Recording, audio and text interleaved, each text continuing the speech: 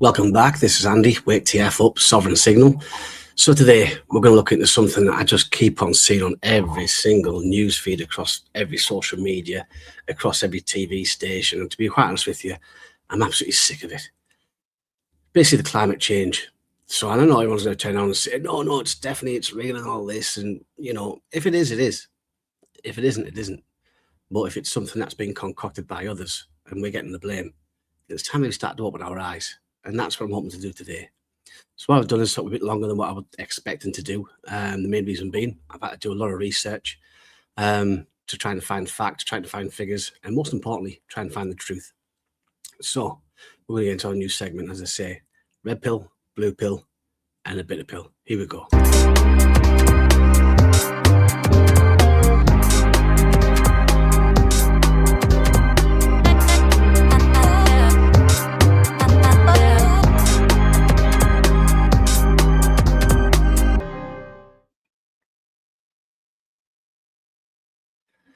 So here we start. The sea lies may change, and the global brand.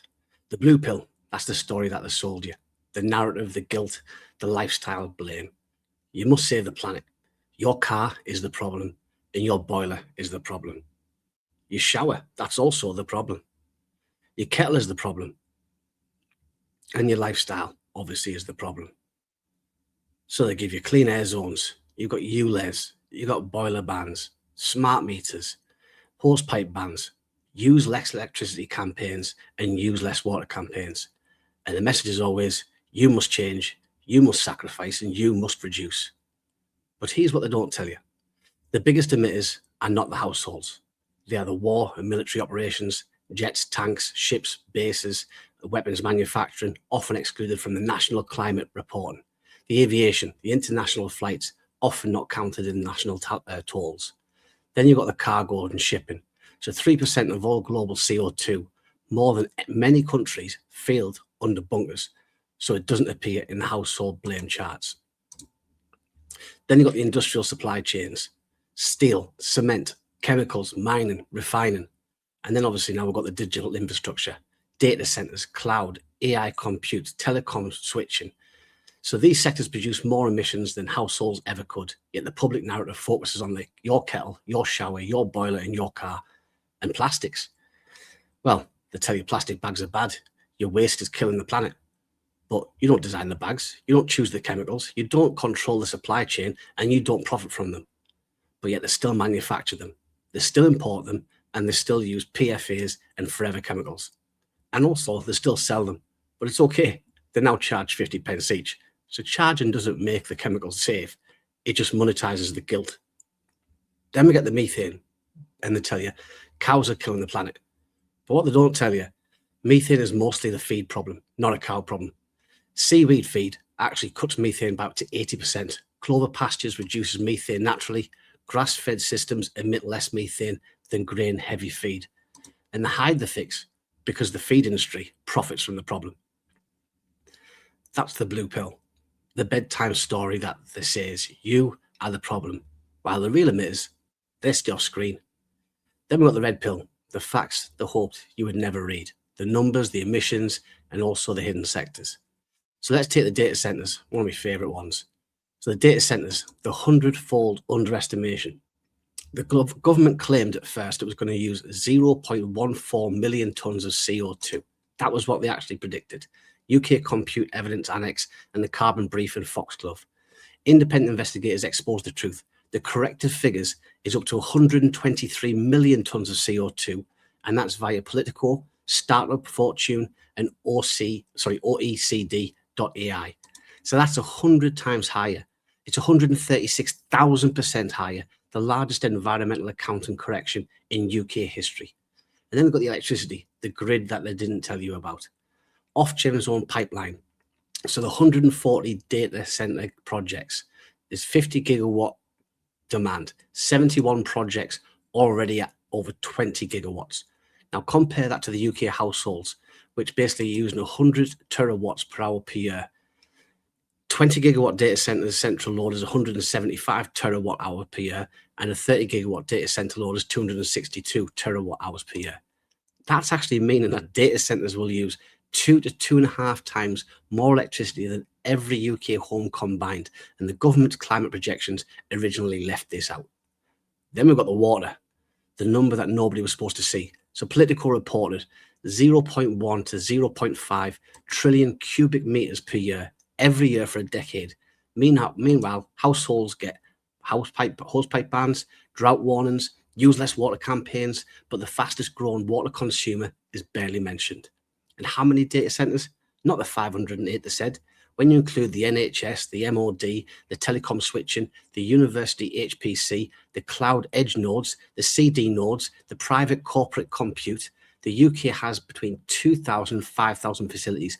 And let me just tell you, I've done so much research, I can't find an exact figure. Why are they hiding it? That's the question you've got to ask yourselves. So together they now match and will soon exceed the electricity that the water use of over 28 million households. So the CO2 the sectors that they hide, the global emissions by sector, energy production is the biggest slice. Industry and manufacturing is huge. Transport, road, aviation, shipping, also huge. Agriculture and land use is huge. And I'm not on about your local farmer. I'm on about these industrial agricultures and farmers. Then you've got the residential. We're using this between 10 and 20%, depending on the country. The UK is actually 11%. And the hidden giants, war, underreported, aviation, international flights excluded, shipping, they're filed under bunkers, digital infrastructure, barely even counted. And if they hold the facts and hide them, that's not policy. They're just telling you lies. So that's the red pill, the numbers they never wanted you to see.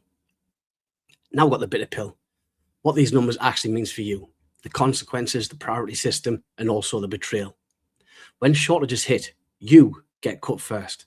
Under UK grid code and water company drought plans, the data centres equals critical infrastructure. Critical infrastructure equals protected load, and protected load equals priority supply, meaning that if there's electric shortage, households are cut first. As you've seen, water shortage, households are restricted first. Again, as you've seen this year alone. This is written into the grid code, the water resource management plans, the drought plans, and strategic user classifications. That's not theory, that's policy. Who paid to build this? Actually, you did. Through local government pension schemes, the UK Infrastructure Bank, the water company capital programmes, and the grid reinforcement charges.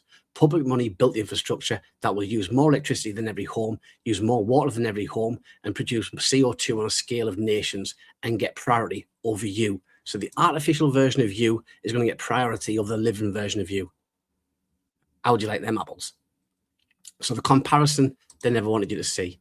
UK households, 28 million homes, 100 terawatts per hour electricity, 10 to 11 billion litres of water a day, and 124 metric tonnes of CO2 a year. The UK data centre infrastructure, between 2,000 to 5,000 sites. So as I say, we've got 28 million homes, they've got 2,000 to 5,000 sites, 175 to 260 terawatts per hour of electricity, 0.1 to 0.5 trillion metric cube squares of water per year, and also up to 123 metric tons of CO2. So that means electricity data centers is greater than all households. The water, the data centers will exceed all households, and the CO2 data centers already equate what all households are producing. And yet the public narrative says your kettle is the problem. That's the bitter pill. The consequences that hide behind your lifestyle. So the clear sky, the part you need to hear. Now take a breath, because there is a truth that matters most. The numbers do not lie, but they do not point at you. You were never the villain in the story. You were never the cause of the crisis. They're pinned on your shoulders. And you were never the one poisoning the planet, draining the grid, or burning through the water supply. You were handed a script written by governments, lobbyists, mega corporations, and media outlets who all repeat the same lines, word for word, because it keeps the spotlight off the systems they built and the profits they protect. And now you've seen the full picture. You've seen how the sectors, how they hide it, and also you've seen the numbers that they bury. You've seen the emissions they rely on. So you've seen the blame was engineered, rehearsed, and broadcast until ordinary people believe they were the problem. But you're not the problem. You are the 99.9%, living inside a world designed by the 0.01%. And the moment you see that trick, the trick stops working. It isn't about guilt. It isn't about shame. This is about carrying responsibility that was never yours. This is about clarity. And once you see it, you can never unsee it. The power of this moment isn't anger. It's just awareness. And awareness, that actually breaks the spell. Awareness removes the weight, and awareness gives people back the one thing that we're never supposed to have, and that is the truth. And with the truth comes with truth, something comes stronger than fear. Freedom from the blame that was never yours to carry. You are not the cause, you are not the crisis, you're absolutely not the enemy. You are the person who finally saw through the gaslighting, and now everyone else can too. Now, just before we go to the next bit, I've actually got an event we're coming up to, which is going to be the Weekend Truth Festival, and they've also got a song for it. I mean, it's absolutely phenomenal. So this is what's coming up now. Enjoy it. And get your tickets. We wake the future together. Truth rises, the movement awakens.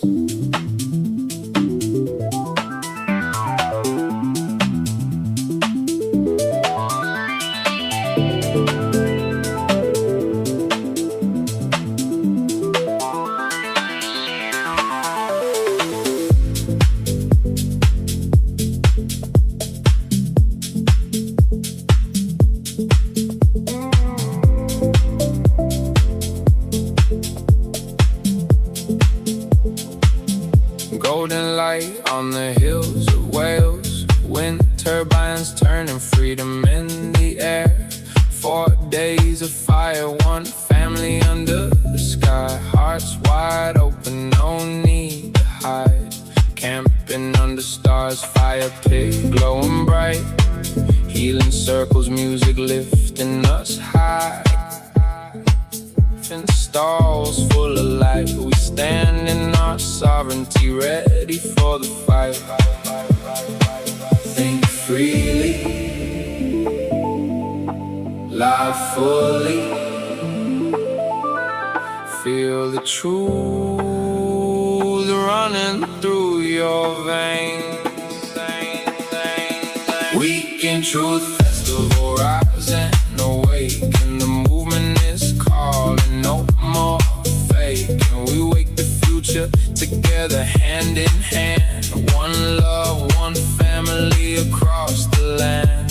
Awake the movement, feel it in your soul. Smooth like the rhythm, making broken hearts whole. From the fire pit flames to the DJ's call, we're living the truth, we're breaking down the walls. Speakers on stage, dropping wisdom like rain. Dolores and David, igniting the flame. Realm of England voices loud and clear. Independent minds, no room for fear. Crops, not shops, positive mental attitude. Powered by people, fueled by gratitude. Live DJ spinning, basslines deep and true. In the sacred valley, we remember who we are. Robin calls the dragons of the 4 kingdoms and all free men. Stand in your sovereignty. Think freely, live fully. This is the movement.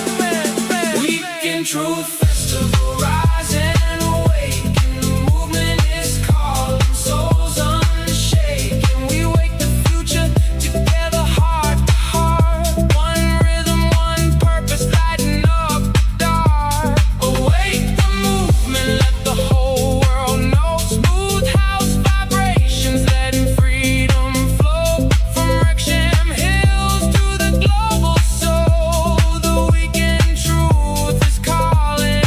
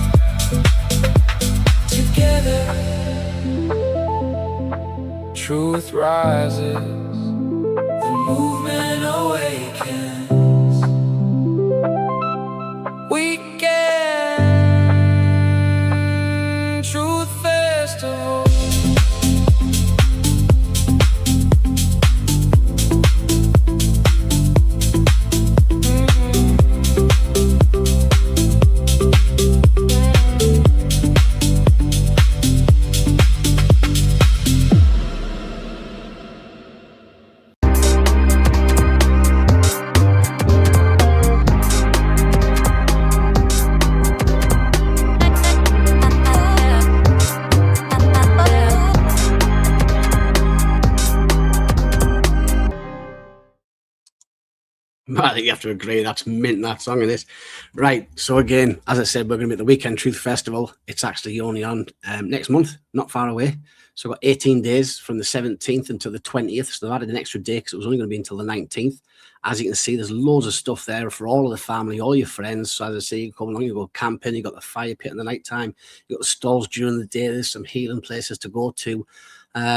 Obviously we've got DJs, as you just heard there, but obviously Alex Truth and obviously his crew, and then obviously you've got Mark Devlin, and also Natalie, and then again you've got all the speakers as well that's on. So you've got everybody, as I say, from myself that's going to be there, along with Robin Hood from the Realm of England. You've got the Bowler Hat Farmer, you've got Lincoln, Mark Steele, you've got Richard Vorbes, Annie Barr, Dolores, you've got what do you call it there as well, Jack McLean. So there's a huge lineup. Fantastic weekend, and obviously, as I say, you're going to be along with a lot more like-minded people as well. People who are just starting to come into the community, people who have been in there for years, all spreading the knowledge, but most of all, having an amazing time.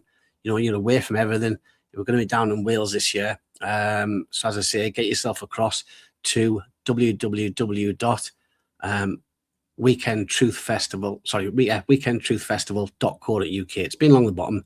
As I say, get yourself along, and I say hopefully we'll see you there.